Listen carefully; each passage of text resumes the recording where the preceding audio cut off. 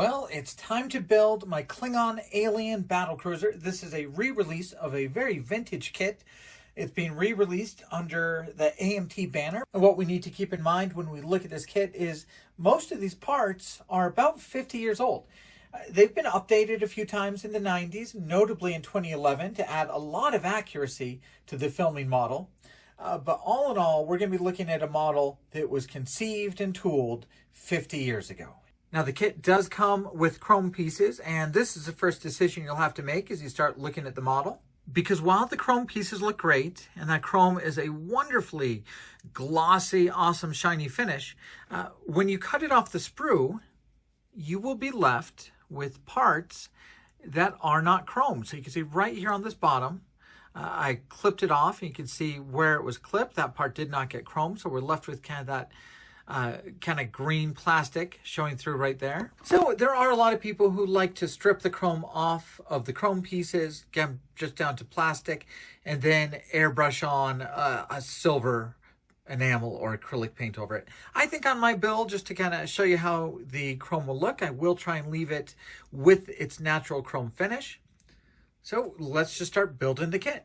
And I think I mentioned this on my unboxing. This is kind of an odd experience for me, having just spent so much time building the Kronos 1, which is the evolution and progression of the Klingon D7 battlecruiser.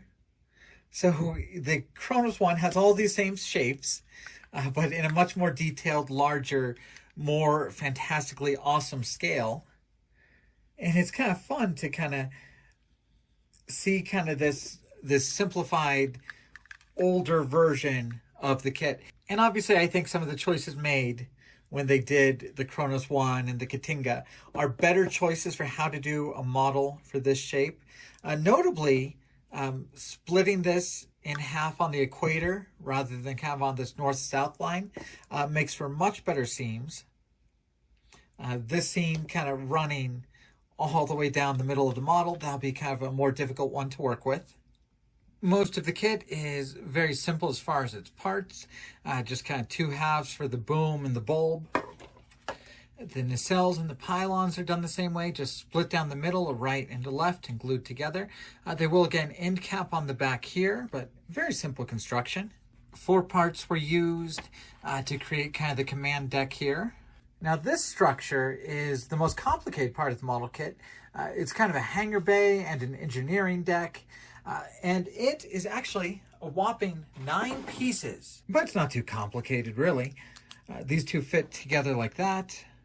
This is the back of it, so that'll go on like that. So those 3 parts kind of compose the middle.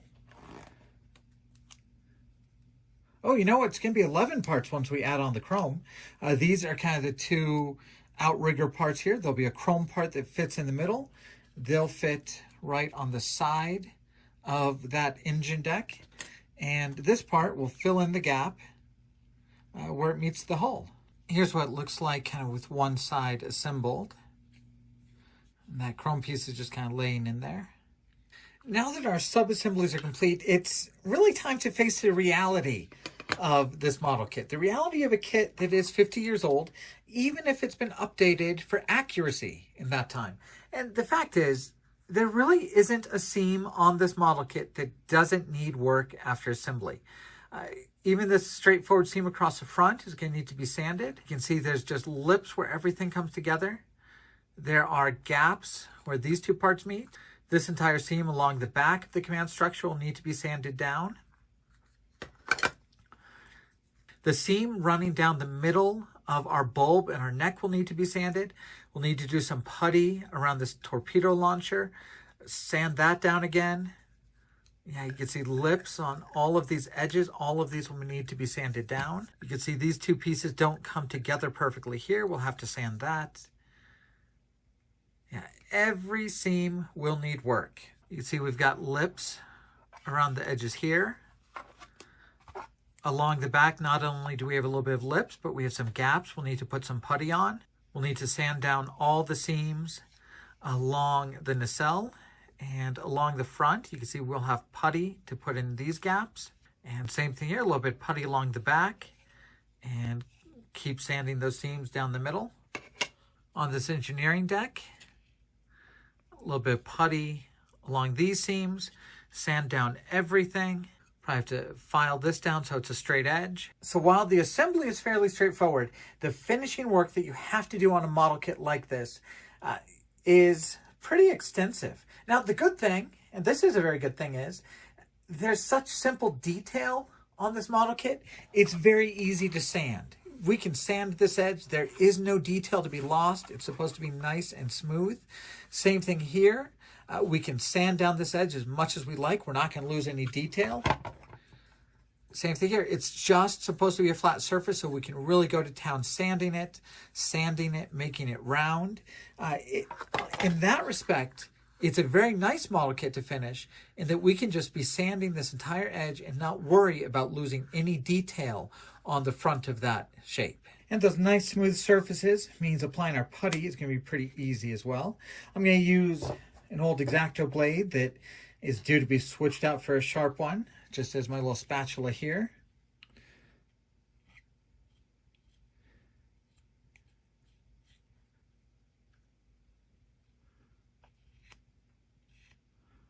Just to fill in that gap.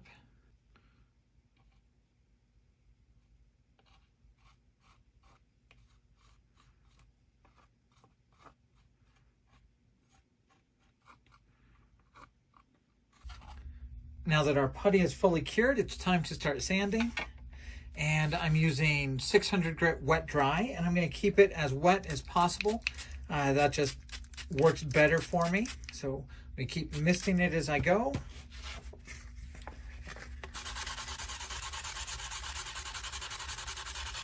And I'll just spend a couple hours this evening and tomorrow morning sanding these seams and trying to get a nice smooth finish.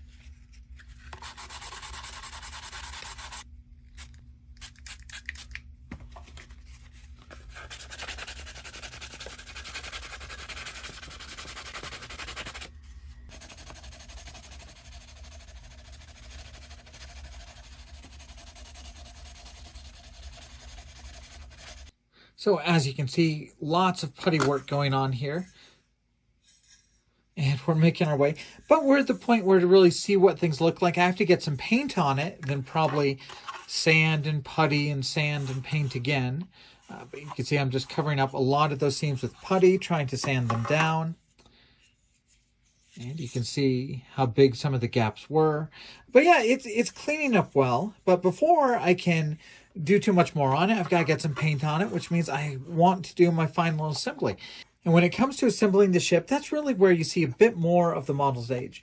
There really aren't locator pins or structure to really hold things in precisely the right place. So you can see, like on this part, there's actually a lot of movement here where you could orient it wrong or just kind of have it too far back or too far to one side. So you have to be really careful when you're gluing it. And it would be nice if this was a little more modern and it had a couple pins there to help you get it in the right place.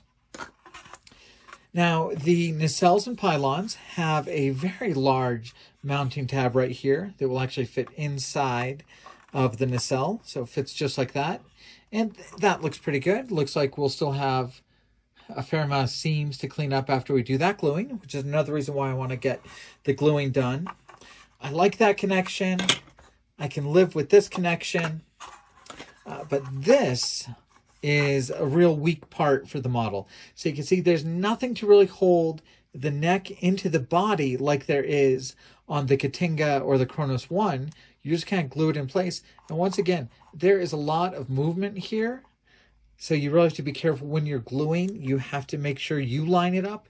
You can't trust that this kind of hexagon peg fits in the hole very well. You can see right there, the hole is much bigger than that hexagon shape is on the other side.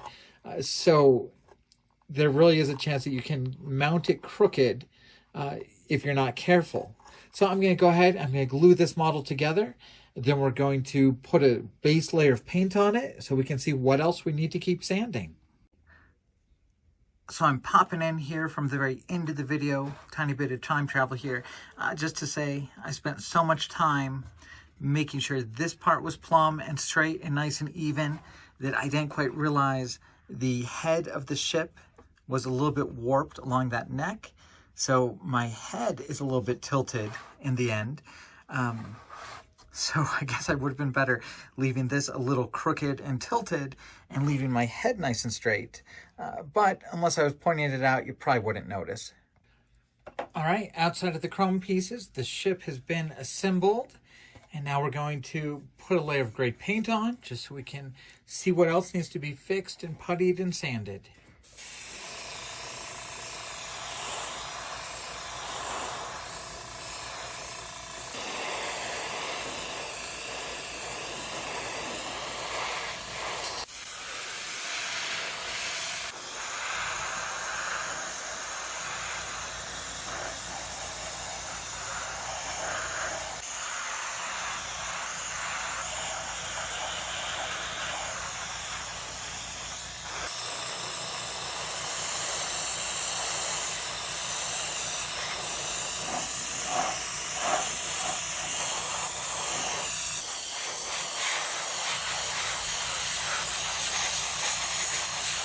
So our first round of putty, sanding, and paint is done.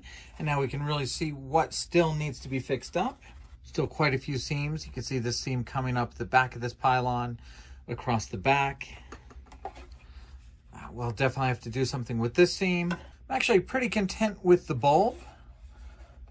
Pretty happy with the bottom of the neck. A little bit of clean up here, but I like this. I think this looks okay. We'll still need some cleanup on the top of the neck. Looks like more cleanup on this part. Yeah, cleanup where this top meets the bottom for sure. Then more cleanup on the bottom of this nacelle. I thought this nacelle looks pretty good. A little bit of cleanup here. So yeah, we'll do another round of putty, sanding, and base coat and see how much better we can get it. Round 2 of putty and sanding is done. We'll get some more paint on it and look at it again.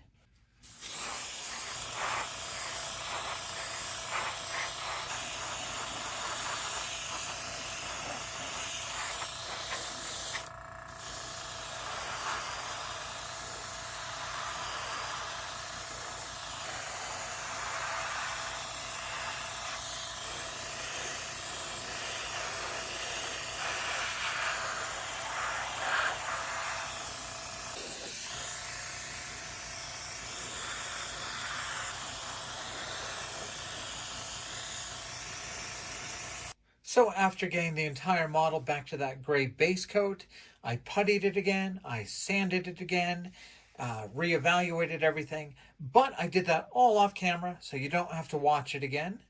And that got me to this point. Well, I was feeling good enough to put the green paint on the ship. Really, still some things to clean up. I'm getting to the point where I think I'm about done kind of cleaning it up, but I want to fix like the marks on this seam. Up here right behind the head, I want to fix this up a bit. Still a little rough right here where I cleaned up that edge. But we're reaching the point where some of the things I may just have to live with. I may have to live with this line right here where these two pieces meet on both sides there. They're just being really stubborn and kind of hard to get to. Most of the rest of the ship is cleaned up pretty well. Maybe a little more cleanup right here. But I think I'm beyond doing any more putty. I think it'll just be some sanding and repainting. But overall, the ship is coming together. All right, once again, I did the rest of that cleanup off camera. But at that point, I had it in a very nice green base color. I had to sand a lot of things. I did do a tiny bit more putty. Got it cleaned up a little bit, resprayed it in green, and that got us to this point.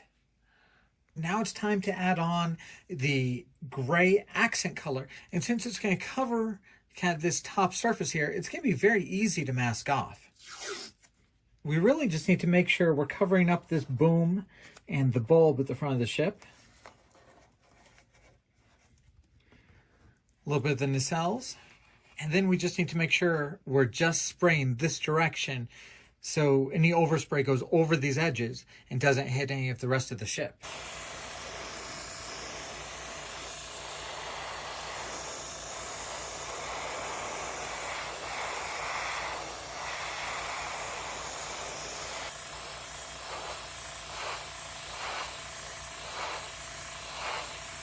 Now we're going to mask off the nacelles and we'll paint the ship going the other direction.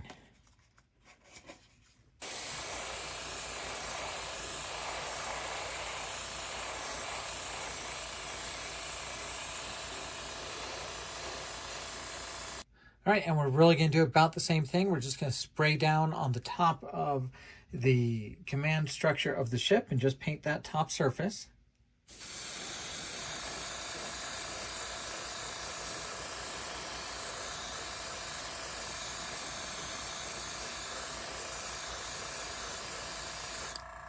So you can see, really simple, just to mask off the boom.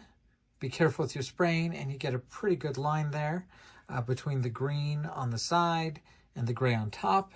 Let's look at the command deck. So you can see just sprayed down. So you get a nice gray on top and nice green along the front. Along the side, nice and green, and gray on top. So very easy to do. Just aim the airbrush down at the model for that command deck. And for this back part, just aim it off the back, do the back half, aim it off the front, do the front half, and it turns out pretty well.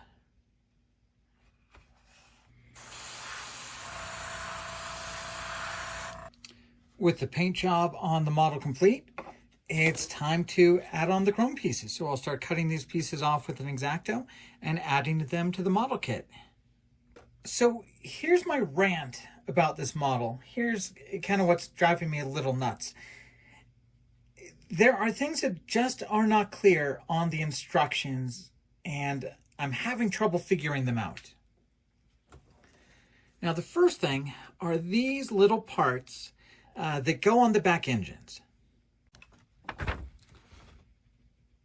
And our instructions show them right here. They're going on this blank space, and they're mating with kind of a tab that sticks out on the engine here.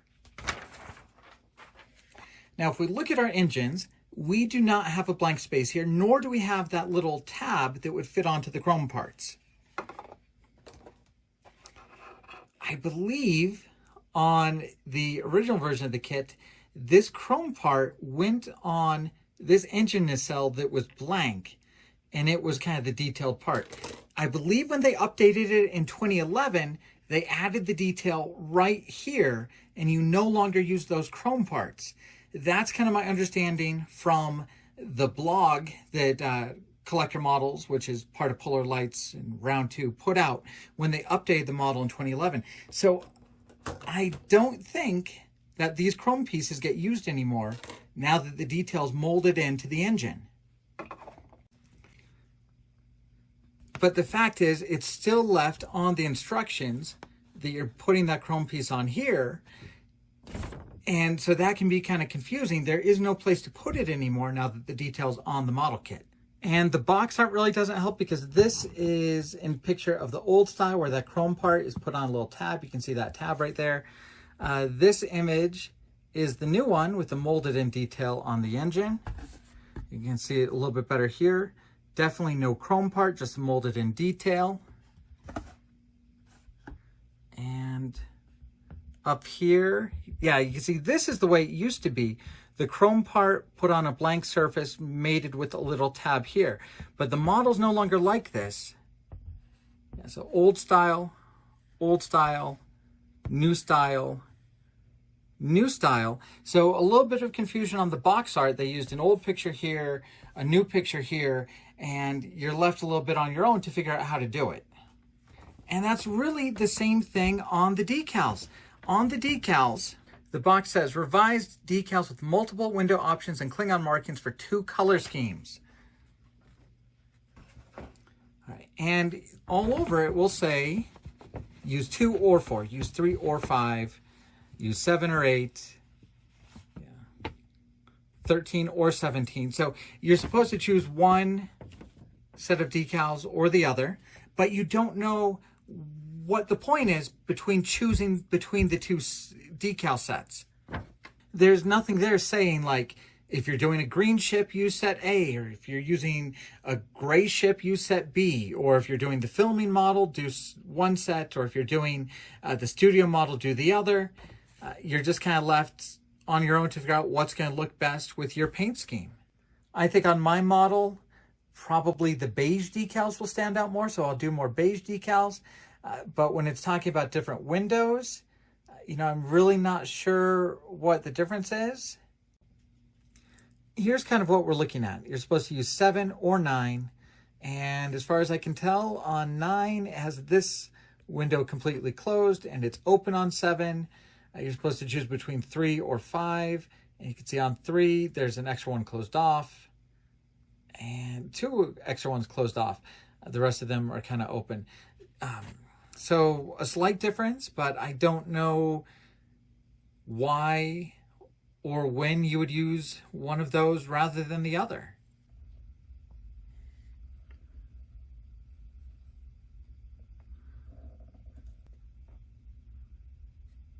I'm just going to kind of go off what stands out more on my model, and I think the white is going to show up pretty well. So I'll do the white decals for the insignia and the writing, which I know is opposite of what I said a moment ago, but I think that stands out pretty well on the gray, so that's what I'm going to go with. I'm also not quite sure why it wants me to cut off the little end of the writing there, but we're going to do it.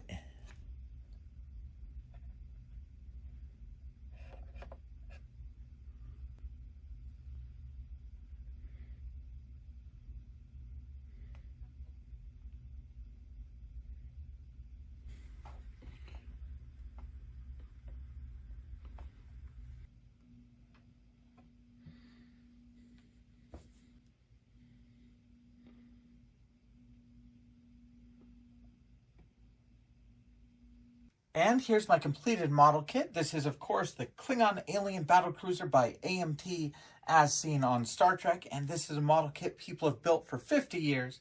But this is my rendition of the kit, and I think it built up pretty well. You can see here we have the front of our ship. We got those nice and smooth. The decals provide pretty good windows here for us. You can see those windows continue along the side. We have some along the neck, and of course that nice chrome accent. And we have our nice two-tone color scheme with gray and with green.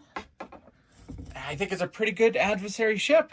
Honestly, this really speaks to Matt Jeffrey's design. This is a classic design. It's no surprise they redid this ship for the motion pictures and made it into the Incredible Katinga and the Kronos 1. This is just a good-looking, intimidating villain ship. And I think I actually like this model more than I like the classic USS Enterprise model.